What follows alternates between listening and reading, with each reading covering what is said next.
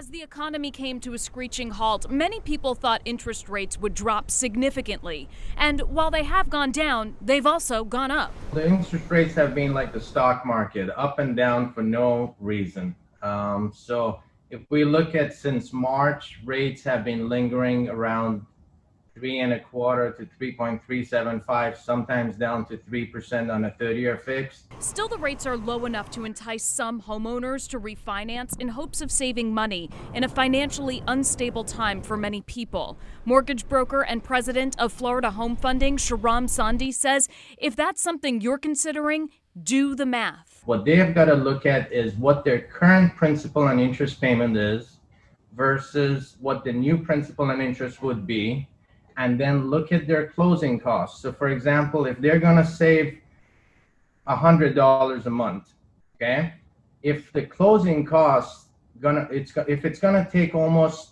over 2 to 3 years to recuperate the closing costs, doesn't matter what rate they get. So some people just look at the interest rate versus the actual savings and how long it will take them to recuperate the closing cost. And Sondi says always read the terms. Some of the big lenders advertise really low rates on their website, but then when you read the fine prints, you'll see that, on a $200,000 loan, you're going to pay an additional $4,000 in closing costs on top of your standard $4,000.